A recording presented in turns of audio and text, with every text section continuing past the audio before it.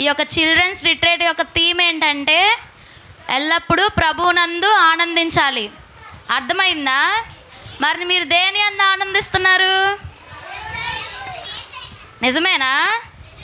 మరి ఇందాల ఫ్రీ ఫైర్లో ఆనందిస్తున్నారని చెప్పారు, క్రికెట్లో ఆనందిస్తున్నారని చెప్పారు, చాలామంది టీవీలు చూస్తున్నా ఆనందిస్తారనుకుంటా, ఇంకా రెడీ అవ్వడంలో కూడా ఆనందిస్తారు కదా, బయటికి వెళ్ళి ఆడుకోవడంలో కదా. కానీ ఇక్కడ మెయిన్ థీమ్ ఏంటంటే మనం ప్రభునందు ఆనందించాలన్నమాట. ఎప్పుడు? వారానికి ఒకరోజు కదా, ఒక్కరోజే, వారానికి ఒకరోజే ప్రభువులో ఆనందించాలి. లేదు వారానికి 2 రోజులే. ఏంటి సంవత్సరానికి 1 నెలేనా? ఏంటి 1 వారమేనా? రోజు కాదు, ప్రతి గంట, ప్రతి నిమిషం, ఎల్లప్పుడూ, ఎప్పుడు మనం ప్రభునందు ఆనందించాలి. అర్థమవుతుందా? బాయ్స్ వినట్లేదు. ఎల్లప్పుడు మనం ఎక్కడ ఆనందించాలి? ప్రభువులో ఆనందించాలి. ఎలా ఆనందిస్తారు ప్రభువులో? తను ఒక్కటే ఆన్సర్ చెప్తుంది, ఎవరికి తెలీదా? సండే స్కూల్కి వెళ్ళడంలో ఆనందించాలి, ప్రేయర్ చేయడంలో ఆనందించాలి, ఇంకా వాక్యం చదవడంలో ఆనందించాలి, కరెక్ట్, ఇంకా పాటలు పాడడంలో ఆనందించాలి కదా. మనం ఎల్లప్పుడూ ఎవరి యందు ఆనందించాలి? ప్రభునందు ఆనందించాలి. సరే, ఇప్పుడు కొత్త స్టోరీ నేర్చుకుందాం. మరి ఆర్ యు రెడీ పిల్లలు?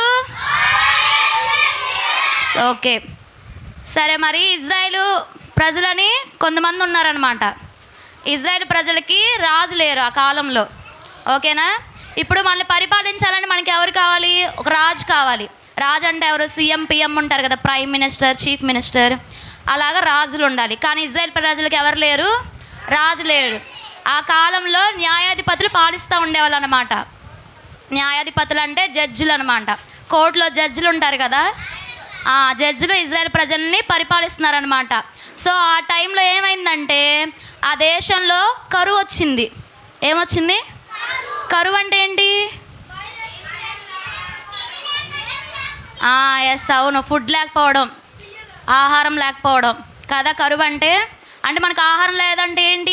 వర్షాలు పడితే మనకి పంటలు వస్తాయి, పంటలు పండితేనే మనం ఫుడ్ తినగలం కదా. సో ఆ దేశంలో ఏమొచ్చింది? కరువు వచ్చింది. వాన లేదు, పంటలు లేవు, ఏమీ లేవు. సో ఆ దేశంలో ఆహారం లేదనమాట. ఆహారం లేకపోవడం వల్ల దేశానికి కరువు వచ్చిందనమాట. సో ఆ దేశంలో యూదా బెత్లెహేం అనే ఒక ఊరు ఉందన్నమాట. ఏం ఊరు? యూదా బెత్లెహేం అనే ఊరిలో ఒక వ్యక్తి ఉన్నాడు. ఆ వ్యక్తి పేరు ఏంటంటే, నేను లాస్ట్లో క్వశ్చన్స్ అడుగుతా, ఓకేనా, జాగ్రత్తగా గుర్తుపెట్టుకోండి. యూదా బెత్లెహేం అనే ఊరిలో ఒక వ్యక్తి ఉన్నాడు. అతని పేరు ఎలిమెలెకు. ఏం పేరు? ఎలిమెలెకు అనే వ్యక్తి ఉన్నాడు. అతనికి ఒక భార్య, 2 పిల్లలు ఉన్నారనమాట. అతని భార్య పేరేంటంటే నయోమి. తన భార్య పేరేంటి? నయోమి. తనకి 2 కుమారులు ఉన్నారు. వాళ్ళ పేర్లు ఏంటంటే మహలోను, కిల్యోను. ఏం పేర్లు చెప్పాలి మళ్ళా? మహలోను. సో వాళ్ళు ఎంతమంది? 4. ఎంతమంది? ఎలిమెలెకు, తన భార్య నయోమి, తన కుమారులు మహలోను, కిల్యోను. ఓకేనా? అర్థమైందా? ఎలిమెలెకు, నయోమి, మహలోను, కిల్యోను. ఓకేనా? 4 మెంబర్స్ అనమాట. తినేం చేశాడంటే, ఆ దేశంలో కరువు వచ్చింది కదా, సరే కరువు ఉందని చెప్పి మోయాబ్ అనే దేశంలో అక్కడ ఫుడ్ దొరుకుతుందని ఈ ఫ్యామిలీ మొత్తం తీసుకొని మోయాబు దేశానికి వెళ్ళాడనమాట. ఏం దేశానికి వెళ్ళాడు? మోయాబు దేశానికి వెళ్ళాడు. ఓకేనా? మోయాబు దేశానికి వెళ్ళిన తర్వాత కొన్ని రోజులు అయిందనమాట. కొన్ని రోజులు అయిన తర్వాత ఏమైందంటే ఈ ఎలిమెలెకు చనిపోయాడు. ఏమయ్యాడు? ఎలిమెలెకు చనిపోయాడు. సో ఎలిమెలెకు చనిపోయిన తర్వాత నయోమి ఏం చేసిందంటే, తన 2 కుమారులు ఉన్నారు కదా, ఎవరు? మహలోను, కిల్యోను. మహలోను, కిల్యోను. సో వీళ్ళిద్దరు కుమారులకి తను ఏం చేసిందంటే వివాహం చేసిందనమాట. ఓకేనా? మ్యారేజ్ చేసింది, పెళ్లి చేసిందనమాట. సో ఇప్పుడు మనం ఇండియాలో ఉంటున్నాం కదా, మనల్ని ఏమంటారు? ఇండియన్స్ అంటారు. కరెక్ట్, అంతే కదా? మనం అమెరికాలో ఉంటే అమెరికన్స్ అంటారు, చైనాలో ఉంటే చైనీస్ అంటారు కదా. సో వాళ్ళు మోయాబ్ దేశానికి వెళ్ళారు కదా, అక్కడున్న స్త్రీలని మోయాబీలు అంటారు. ఓకేనా. ఆ మోయాబ్ దేశంలో 2 స్త్రీలను తీసుకొచ్చి నయోమి ఏం చేసిందంటే తన కుమారులకి పెళ్లి చేసిందనమాట. మోయాబు స్త్రీలను తీసుకొచ్చి వివాహం చేసింది. ఓకేనా. వీళ్ళ పేర్లు ఏంటంటే ఒకళ్ళ పేరు ఓర్పా, ఓకేనా, ఇంకొక ఆవిడ పేరు రూతు. ఓకేనా. 2 స్త్రీల పేరేంటి? Orpah, Ruth. మళ్ళీ చెప్పండి, ఓర్పా, రూతు. ఓకేనా. ఈ మహలోను కిల్యోనికి ఓర్పా, రూతు అనే స్త్రీలతో వివాహం చేసిందనమాట. సో వీళ్ళు వివాహం అయిన తర్వాత ఒక 10 years గడిచాయి అనమాట. ఓకేనా. ఒక 10 సంవత్సరాలు గడిచిన తర్వాత ఏమైందంటే వీళ్ళిద్దరు కూడా చనిపోయారు. ఆ దేశంలో ఏమైంది, ఒక మ్యారేజ్ అయిపోయిన తర్వాత ఒక 10 years గడిచినాయి అనమాట. 10 years అయిన తర్వాత ఏమైంది, వీళ్ళిద్దరు కూడా చనిపోయారు. ఫస్ట్ ఎవరు చనిపోయారు? ఎలిమెలెకు చనిపోయాడు. ఓకేనా. ఫస్ట్ ఎలిమెలెకు చనిపోయాడు. నెక్స్ట్ వీళ్ళిద్దరు మహలోను కిల్యోను కుమారులు అనమాట, వీళ్ళిద్దరూ చనిపోయారు. సో వీళ్ళిద్దరూ చనిపోయిన తర్వాత నయోమికి ఇంకెవరన్నా ఉన్నారా? వాళ్ళ కోడళ్ళేగా ఉంది, ఇద్దరు. భర్త చనిపోయాడు, 2 పిల్లలు చనిపోయారు. ఇంకా అలా గడుస్తుండగా ఆ దేశంలో ఏమైందంటే ఒక వార్త వినబడింది అనమాట. యూదా బెత్లెహేంని దేవుడు దర్శించాడు, అక్కడ ఆహారం దొరుకుతుందని చెప్పి నయోమి ఆ దేశ ప్రజలు మాట్లాడుకుంటుంటే వినిందనమాట. విని ఏం చేసిందంటే ఇంకా అక్కడ ఫుడ్ దొరుకుతుంది, దేవుడు దర్శించాడని చెప్పి ఆ ఊరు వెళ్దామని చెప్పి డిసైడ్ అయిందనమాట. ఓకేనా. తను యూదా బెత్లెహేము తిరిగి వెళ్ళాలని నిశ్చయించుకొని తన కోడళ్ళిద్దరిని తీసుకొని ప్రయాణం అయింది. ప్రయాణం అవుతూ ఉండగా ఏమైందంటే తన 2 కోడల్ని చూసింది. తన 2 కోడళ్ళు ఎవరంటే యవ్వనస్తులు, అంటే వయసులో ఉన్నవాళ్ళు అనమాట. వాళ్ళు ముసలోళ్ళ వాళ్ళు పెద్ద ఏజ్ వాళ్ళ, పెళ్ళయి భర్త చనిపోయిన యవ్వనస్తులు అనమాట. విడోస్ వాళ్ళు, విధవరాళ్ళు. ఓకేనా. సరే, తన నయోమి వాళ్ళిద్దరిని చూసి ఏమనిందంటే మీరు నా వెంట రావద్దు, మీరు మీ దేశంలోనే ఉండండి, మీ ఇంటికి మీరు తిరిగి వెళ్ళిపోండి. మీరు మీ ఇంటికి తిరిగి వెళ్ళిపోయి మీకు నచ్చిన వ్యక్తుల్ని పెళ్లి చేసుకొని మీరు సంతోషంగా నెమ్మదిగా మీ ఇంట ఉండండి అని చెప్పి 2 కోడలకి చెప్పిందనమాట. ఈ మాట చెప్పంగానే ఇద్దరు ఏమన్నారు? వెళ్ళిపోతా ఉన్నారా? వెళ్ళమని చెప్పారు. మేము వెళ్ళము, నీ వెంటే వస్తాము, నువ్వే కావాలని చెప్పి ఇద్దరు అన్నారనమాట. అప్పుడు నయోమి ఏమనిందంటే ఇప్పుడు నా వెంట వస్తే నా దగ్గర కుమారులు లేరు మీకు ఇచ్చి పెళ్లి చేయడానికి, ఒకవేళ నేను కుమారులు కన్నా కూడా వాళ్ళు పెరిగేదాకా మీరు ఒంటరిగా ఉండి అలా చూస్తారు వాళ్ళ కోసం. సో అందుకని మీరు మీ ఇంటికి తిరిగి వెళ్ళిపోండి, తిరిగి వెళ్ళిపోయి మీరు నచ్చిన వాడిని పెళ్లి చేసుకున్నారంటే అప్పుడు ఓర్పా ఏం చేసిద్దంటే నయోమిని హత్తుకొని ముద్దు పెట్టుకొని తన ఇంటికి తను వెళ్ళిపోయిద్ది బాయ్ చెప్పేసి. సరే అత్తయ్య అలాగే నేను వెళ్ళిపోతాను మా ఇంటికి అని చెప్పి తన అత్తని హత్తుకొని ముద్దు పెట్టుకొని బాయ్ చెప్పేసి ఏం చేస్తుంది, తన ఇంటికి వెళ్ళిపోయిందనమాట. సో నయోమి అలాగే రూతు వంక కూడా చూసి నువ్వు కూడా నా వెంట రావద్దు, వెళ్ళిపో, నీ ఇంటికి వెళ్ళిపో నువ్వు అని అంటే రూతు ఏమనిందంటే నువ్వు అలా అనొద్దు అత్తయ్య, నువ్వు అలా అనబాకు, నేను నీతోనే వస్తాను, నువ్వు ఏ దేశానికి వెళ్తే ఆ దేశానికి వస్తాను, నీ జనమే నా జనము, నీ దేశమే నా దేశము, నీ దేవుడే నా దేవుడు, నువ్వు ఎక్కడ చనిపోతావు నేను అక్కడే చనిపోతాను, నువ్వు ఎక్కడుంటావో నేను అక్కడే ఉంటాను, మన ఇద్దరిని మరణం తప్ప ఏది వేరు చేయకూడదు అని చెప్పి రూతు చెప్పిందనమాట. ఏమని చెప్పింది? నువ్వు ఎక్కడికి వెళ్తే అక్కడికే నేను వస్తాను, నిన్ను విడిచి నేను ఉండను, నీ దేశమే నా దేశం, నీ దేవుడే నా దేవుడు, నీ ప్రజలే నా ప్రజలు. ఓకేనా.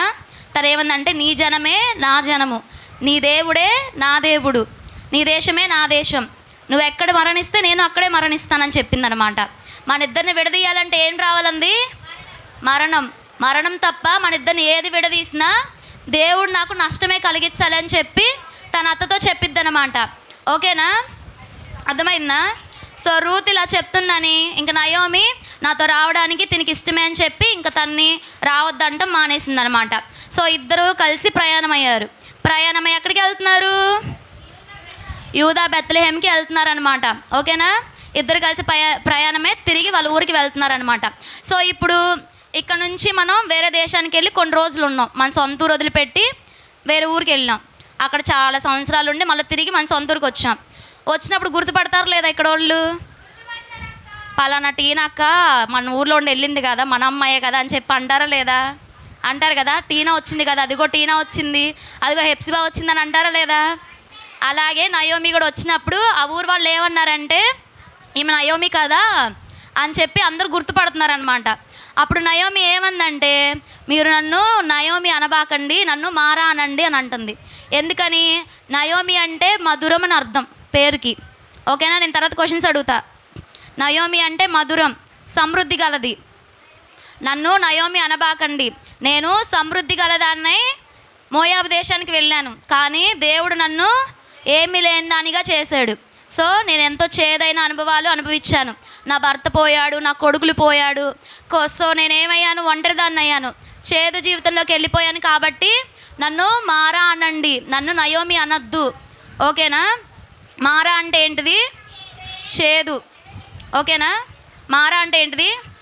తనని ఏమని చెప్పమంటుంది? నన్ను మారా అనండి, మధురం అనద్దు అని చెప్తుందనమాట. ఓకేనా?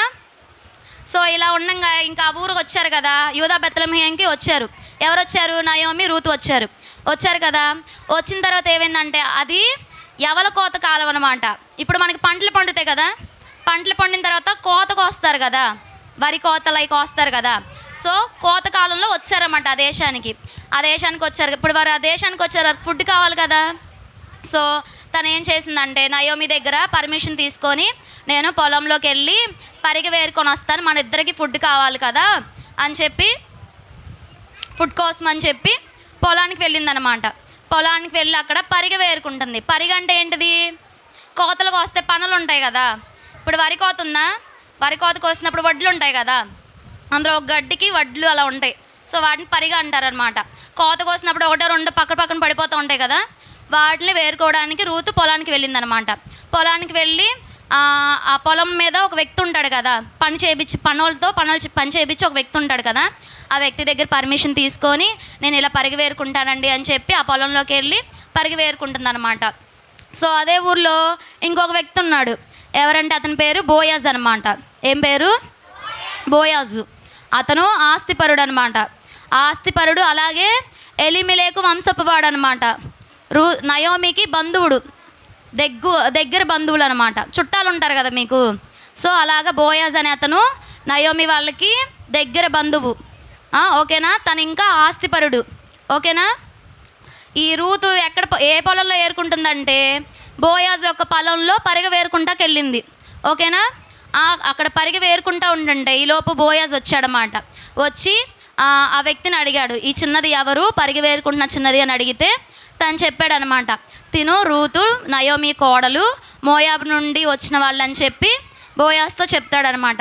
చెప్పినప్పుడు బోయాజ్కి రూతు గురించి తెలుస్తుంది. తన భర్త పోయినా కూడా తన అత్తను విడిచిపెట్టకుండా తన సొంత దేశాన్ని, తన ప్రజల్ని అందరినీ విడిచిపెట్టుకొని ఎక్కడికి వచ్చింది? యూదా బెత్లెహేముకి వచ్చింది. సో ఈ మాట ద్వారా బోయాజ్కి ఏం కలిగిందంటే తన మీద దయ కలిగిందనమాట, కైండ్నెస్ అనమాట. ఓకేనా? తన మీద జాలి కలిగిందనమాట. మరి మనమైతే నిజంగా మనం వదిలి వస్తామా? రాగలమా మనం? అసలు ఈ కాలంలో ఎలా ఉన్నారు? తల్లిదండ్రుల్ని వదిలేసి తన అత్తతో దేశం కాని దేశం ఎవరన్నా వెళ్ళగలరా?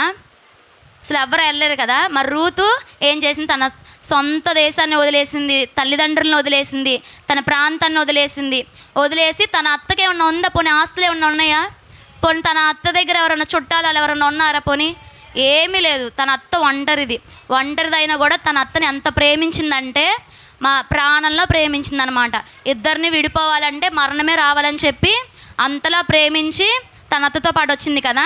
సో ఈ సంగతులన్నీ బోయాజు తెలుసుకొని తన మీద ఏం చూపించాడు? దయ చూపించాడనమాట. దయ చూపించి, నా కుమారి నువ్వు ఇక్కడే పరిగె వేరుకో, నువ్వు వేరొక పొలంలోకి వెళ్ళొద్దు. ఓకేనా? నువ్వు వేరొక పొలంలోకి వెళ్ళొద్దు, నా పొలంలోనే నువ్వు పరిగె వేరుకో అని చెప్పి బోయాజు అంటాడనమాట. అప్పుడు రూత్ ఏమంటుందంటే, నీ దాసురాలైన నా పైన నీకెందుకు ఇంత దయ అని అడిగిద్ది. అప్పుడు బోయాజ్ ఏమంటాడంటే, నువ్వు చేసిందంతా నాకు తెలుసు, నీ సొంత దేశాన్ని, నీ ప్రజల్ని వదులుకొని వచ్చావు కాబట్టి దేవుడు నీకు సంపూర్ణమైన బహుమానం ఇస్తాడని చెప్పి బోయాజ్ అంటాడనమాట.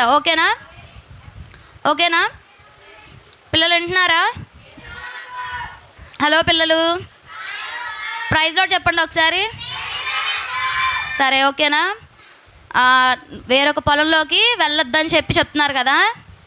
సో తను అలాగే వేరుకుంటా ఉందన్నమాట. సో ఇంకా పొలంలో ఏరుకుంటున్నప్పుడు మధ్యాహ్నం భోజనానికి లెగుస్తారు కదా, ఆ లేచినప్పుడు తను ఏం చేశాడంటే బోయాజు పేలాలు ఉంటాయి కదా, పేలాలు తిని తనకు అందించగా తను తిని మిగిల్చుకుందనమాట. అలాగా వేరుకొని సాయంత్రం అయ్యింది. సాయంత్రం అయిన తర్వాత తను ఏరిన పరిగిని దుల్లగొట్టగా ఏమైందంటే ఒక దగ్గర ఒక కేజీ అవలైనాయి అనమాట. కేజీ ధాన్యం అయింది.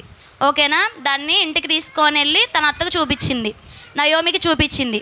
నయోమికి చూపించినప్పుడు నయోమి చూసి ఆశ్చర్యపోయిందంట. ఏంటి ఇన్ని ఎవరిచ్చారు, నీ మీద ఇంత దయ చూపించిన వాళ్ళు ఎవరని చెప్పి రూతుని అడిగిద్దనమాట. అడగంగానే అప్పుడు రూత్ చెప్పిద్ది, నీ సమీప బంధువైన బోయాజు ఇలాగా నాపై ఇలా దయ చూపించాడు, నన్ను తన పొలంలోనే ఏరుకోమన్నాడు అని చెప్పి నయోమికి చెప్పంగానే అప్పుడు నయోమి ఏమనిద్దంటే, మన సమీప బంధువు మన ఒంటరితనం నుండి మనల్ని విడిపించగలిగిన వాడని చెప్పి చెప్తుంది. ఓకేనా. ఎందుకంటే వాళ్ళు ఇప్పుడు ఒంటరిగానే ఉన్నారుగా, వాళ్ళకి ఏమన్నా ఉందా వెనకాల? లేదు కదా. ఇప్పుడు బోయాజు హెల్పింగ్ చేసేవాడే కదా. సో అందుకని ఏం చేసిందంటే ఒక పని చేయమనిద్ది రూతుని.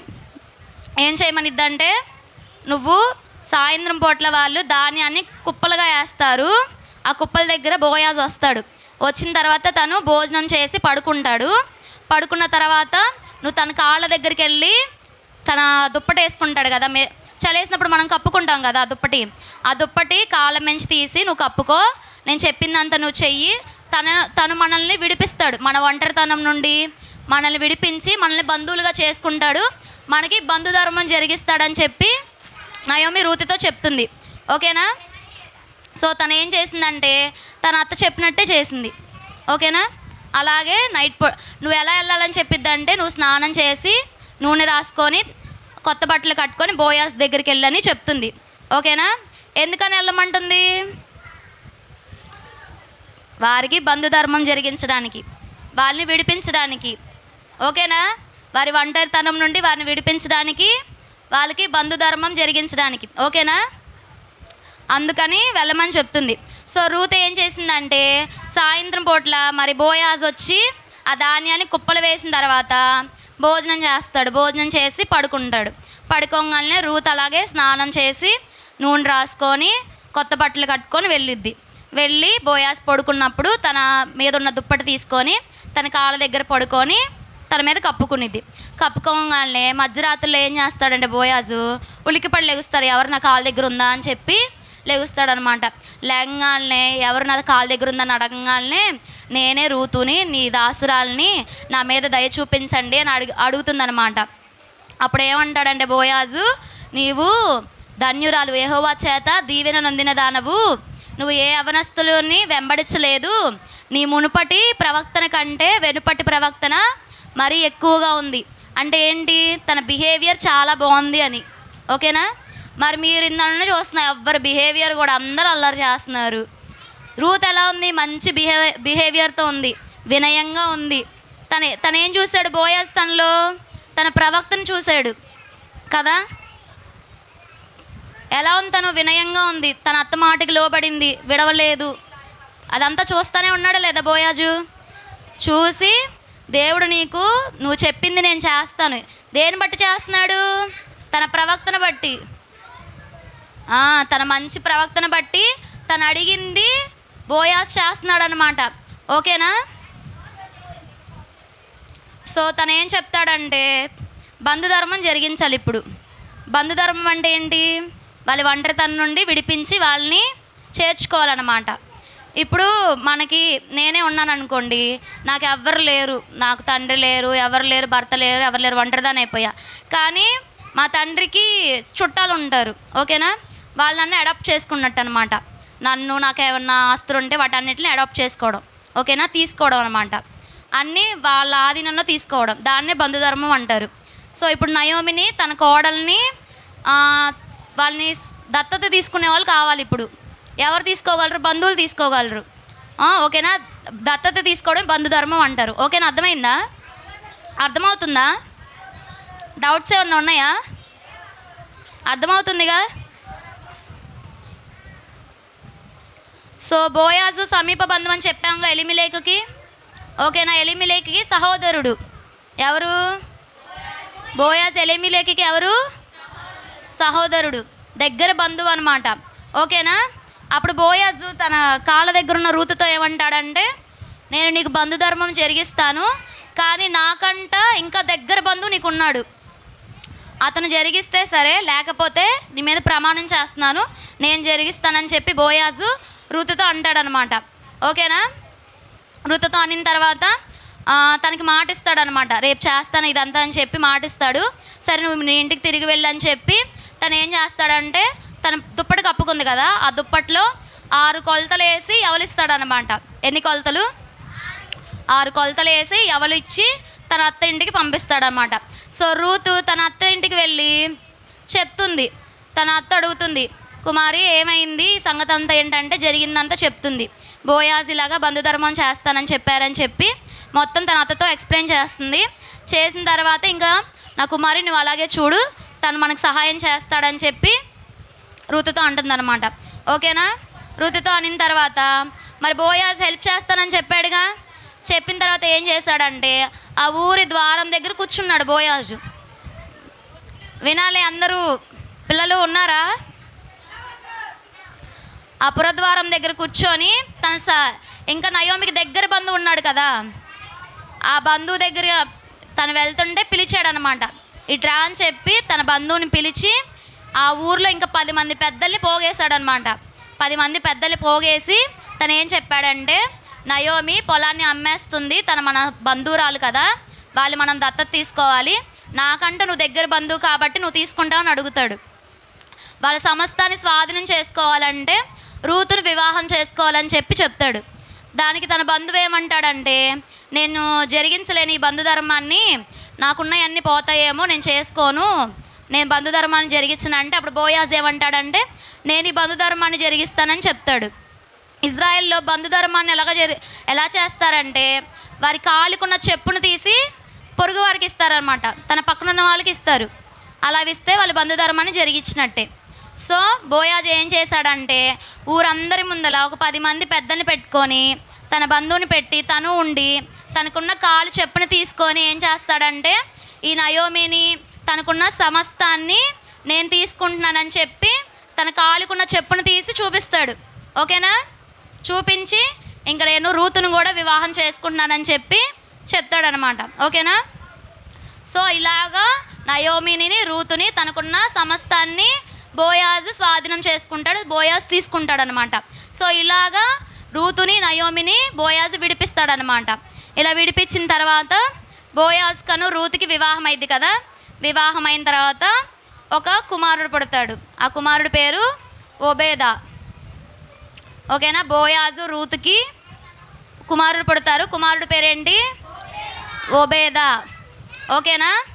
అప్పుడు యూదా బెత్లెహేంలో ప్రజలందరూ నయోమిని ఏమంటారంటే, నీకు 7 కుమారుల కంటే శ్రేష్టమైన నీ కోడలు నీకు కుమారుని కనింది కాబట్టి అతనికి ఓబేదా అని పేరు పెట్టమంటారు. ఓకేనా? సో బోయాజ్కి రూతుకి కనిన కుమారుడు ఎవరు? ఓబేదా. ఆ ఓబేదాకి దాదిగా నయోమి ఉంటుందన్నమాట. ఓకేనా? అర్థమైందా స్టోరీ? సో ఇప్పుడు రూతు గురించి మనం మాట్లాడుకుందాం. సో రూత్ ఏం చేసింది మరి? రూత్ ఏం చేసింది కదా? రూత్ ఏం చేసింది? వాళ్ళ దేశాన్ని విడిచిపెట్టిందా? విడిచిపెట్టింది అక్క. మోయాబ్ దేశాన్ని విడిచిపెట్టిందిగా. విడిచిపెట్టింది. మోయాబ్ దేశాన్ని విడిచిపెట్టింది, తన తల్లిదండ్రులను విడిచిపెట్టింది, తన సొంత కుటుంబాన్ని విడిచిపెట్టింది. విడిచిపెట్టి ఎవరితో వెళ్ళింది? అత్త పేరేంటి? నయోమితో వెళ్ళింది కదా. తన అత్తను ప్రేమించిందా లేదా? ఎంతలా ప్రేమించింది? చాలా ప్రేమించింది కదా. వాళ్ళిద్దరిని విడదీయాలంటే ఏం రావాలంది? మరి మనం దేవుణ్ణి అంతలా ప్రేమిస్తున్నామా? తను ఇదంతా చేయడానికి ఇష్టపడిందా ఇష్టపడలేదా? సంతోషించిందా లేదా? మరి మనమైతే సంతోషిస్తామా? అసలు విడిచిపెట్టుకోగలమా? మరి మనం దేవుడి కోసం ఏం విడిచిపెట్టగలుగుతున్నాం? ఏమన్నా విడిచిపెట్టగలమా? అసలు టీవీలో అయినా విడిచిపెట్టగలమా మనం? మన ఆటలు కానీ, అసలు ఏమన్నా విడిచిపెట్టగలమా? కానీ నయోమి తన సొంత దేశాన్ని, తల్లిదండ్రుల్ని సహా విడిచిపెట్టిందంట. మరి మనం దేవుడి కోసం ఏం విడిచిపెడుతున్నాం? ఏమన్నా విడిచిపెట్టగలమా?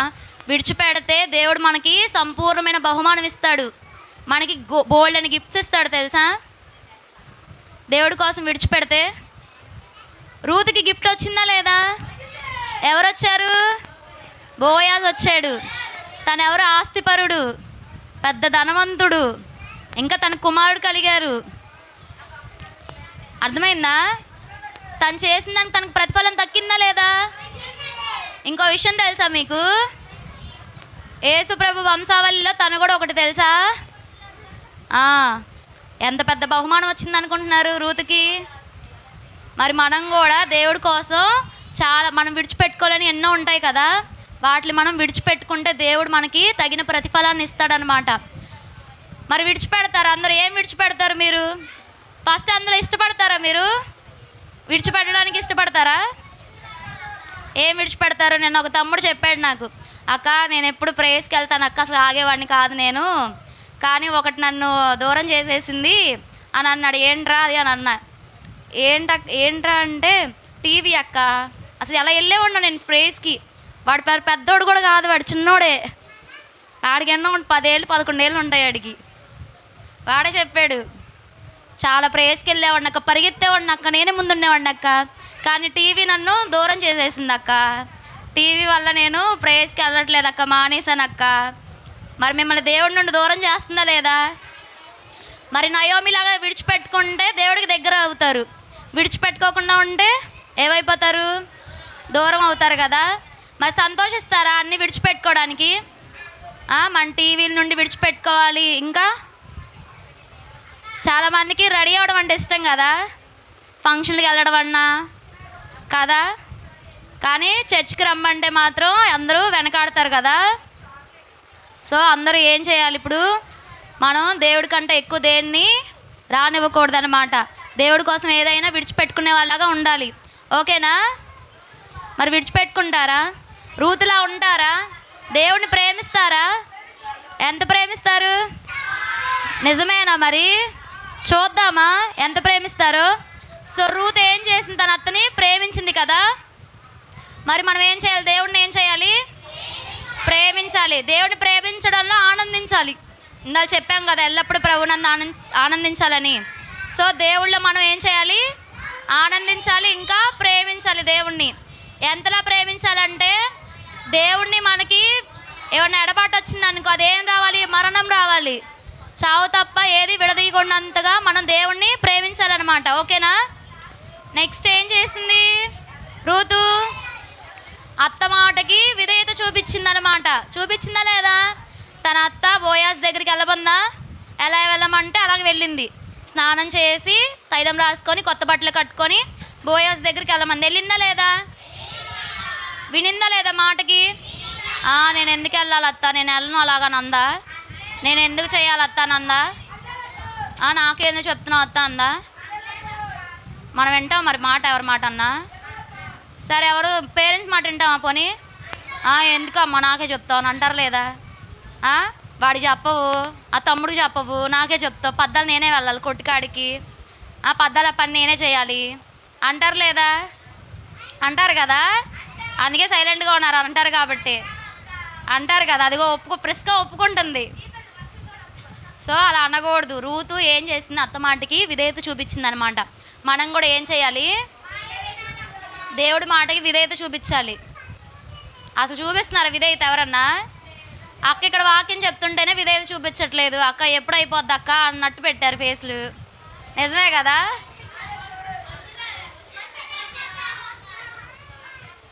అడుగుతాను ఉండండి, క్వశ్చన్స్ అడిగినప్పుడు అర్థమైద్ది. సో మనం ఏం చేయాలి? విధేయత చూపించాలన్నమాట. ఓకేనా? మాటకి విధేయత చూపించాలి. ఓకేనా? సో ఇదే స్టోరీ. మరి క్వశ్చన్స్ అడగనా? రెడీయా? Are you ready children's?